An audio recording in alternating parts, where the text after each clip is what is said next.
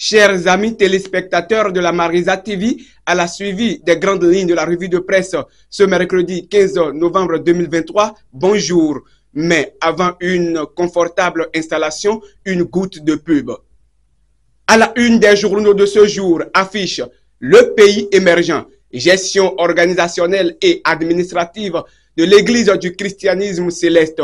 Noël Diossou, révérend pasteur chargé de la réhabilitation du site historique Ngo Godro débouté. En continuant dans l'émergence, nous lisons signature du protocole d'organisation entre la CAHB et la FAHB. Oran accueillera 2 compétitions africaines. L'autre quotidien, quant à lui, écrit échange sur le projet du budget général de l'État avec les syndicats. Les centrales boudent l'invitation de la commission des finances. La boussole, pour plus nous orienter dans les 4 points cardinaux, affiche face aux élus de la 9e législature jeudi dernier. Adambi force l'admiration de tous les députés. Ne voulant pas s'arrêter là, elle nous informe sur l'abandon du centre de promotion artisanale de Cotonou. Le CPA cite des trafiquants et consommateurs des stupéfiants. Quant au télégramme, nous lisons lutte contre la cybercriminalité au Bénin. 2539 victimes d'arnaque au Bénin et 872 victimes à l'étranger. Fraternellement parlant, écrit la fraternité en ces mots. Stanislas Roukanlin espère en décentralisation sur la réforme du gouvernance locale. Certains secrétaires exécutifs n'ont pas su faire le jeu et restent conformes à l'esprit de la loi. Investir dans un bien immobilier est le meilleur investissement que l'on peut se permettre en ce moment. Mais pour ces achats, il faut une société fiable et crédible. La seule en République du Bénin, c'est le groupe Biou. Vous êtes béninois à l'étranger ou résident. Vous êtes en quête d'une parcelle dans un quartier résidentiel très recherché qui vous donne facilement accès à toute commodité et tout service dont vous aurez besoin.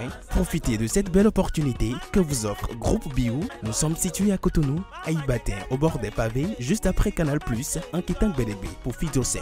Infoline au plus 229 60 20 44 93 61 61 23 89.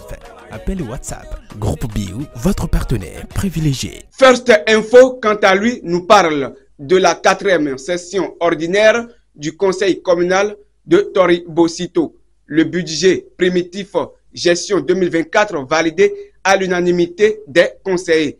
Le matinalement parlant affiche à la une audience publique de la commission budgétaire à l'Assemblée nationale. Les syndicats boycottent la séance. Le Soleil Bénin Info dans ses informations brille sur la visite de chantier de construction des infrastructures inscrites dans le PAG. Le constat du ministre Tonato. Le potentiel dans sa potentialité s'appuie sur Direction générale des douanes. Hinkati perd la confiance de Talon. Par ailleurs, le Grand Mono, qui s'infiltrant dans les journaux, nous informe sur le tribunal de Lokossa. 5 ans de prison pour un jeune qui a volé une fille après l'avoir envoûtée. La Nation, quant à elle, écrit projet de loi de finances 2024, les dépenses sociales prioritaires estimées à 181,1 milliards de francs CFA.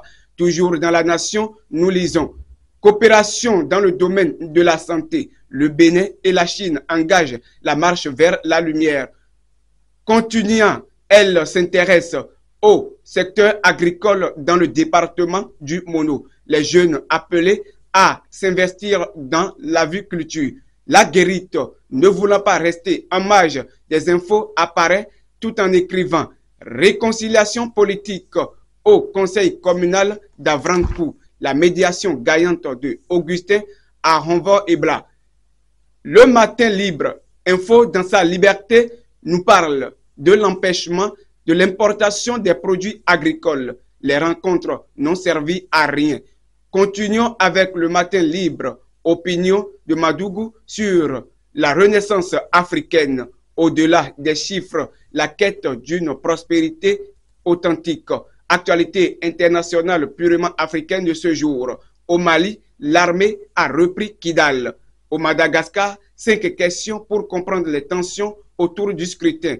En Côte d'Ivoire, Laura Bank, secouée par une fraude présumée de 1,2 milliard de francs CFA. Au Sénégal, l'opposant Ousmane Sonko transféré en prison après 3 mois d'hospitalisation. En RDC, un discours à la nation de Félix Tshisekedi en forme de bilan. Au Soudan, l'Union européenne et l'ONU s'alarment des violences après un massacre à Ardamata. Fin de la revue de presse sur Marisa TV.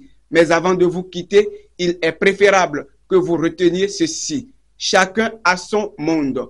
Le tout est de planter ses racines dans la terre qui nous convient. Aussi, avant de vous fausser compagnie, voici les versets bibliques du jour à lire et à méditer. Matthieu 24, 13. Mais celui qui persévérera jusqu'à la fin sera sauvé. Soyez abondamment bénis et merci de nous avoir suivis sur Marisa TV et à demain.